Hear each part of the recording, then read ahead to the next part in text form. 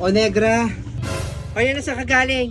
Pumili ako ng 2 manok at saka spaghetti. Birthday ni Nita ngayon. Magluluto ako. Talaga? Hindi ko pa alam kung anong klaseng luto ko dito sa manok eh. O sige, basta bigyan mo ako. Asahan ko yan ha. Sige na, bibigyan na lang kita. Pagsabi happy birthday sa anak mo. Nena, baka may pera ka dyan? O Alicia Bu, bakit? Bili mo na itong air fryer ko. Wala na akong papakain sa anak ko eh. Galing pang ibang bansa to. Uwi pa to ng mister ko. Eh wala talaga ako ngayon. Hindi ko alam kung saan ako kukuha. Naku, wrong timing ka. Nabili ko na yung mga panghanda ng anak ko eh. Tsaka, wala naman paggagamitan ng air fryer na yan. Ay naku, may alam ako. Punta ka doon kay Paring. Naghahanap siya ng ganyang gamit. Ha? Kay Paring? Puntahan mo na. Sinabenta mo na doon. Sige, puntahan ko. Salamat. Paring? Ano ba yan? Paring! Hey, Paring! Oh, Alicia po, bakit? May bebenta ako sa'yo. Paring! Bili mo naman itong air fryer ko, 2,000 lang. Galing pang ibang bansa yan, galing pang Saudi.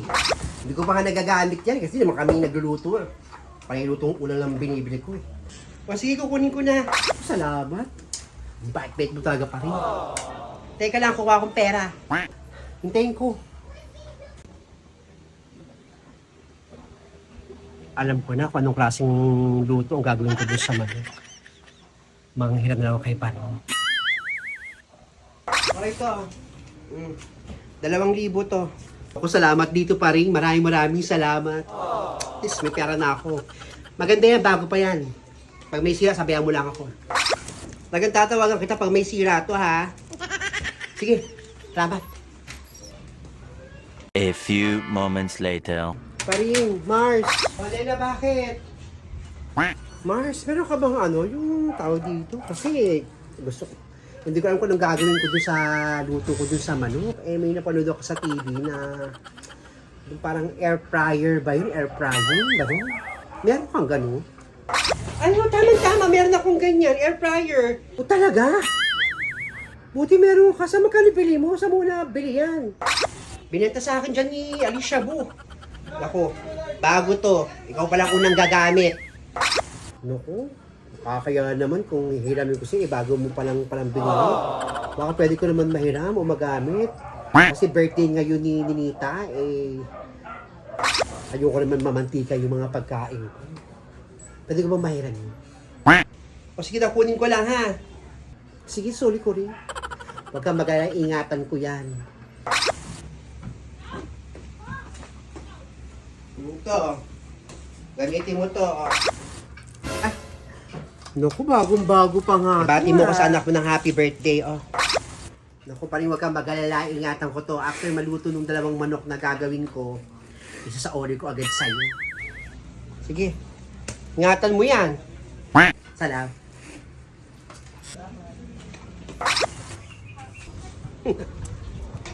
Hoy, Alicia Bu!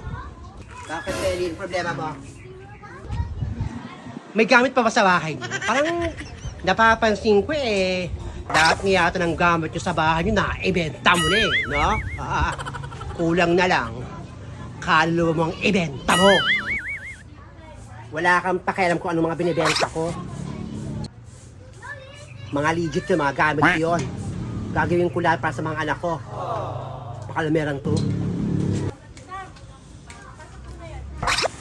Kawawa naman si Alicia Bu.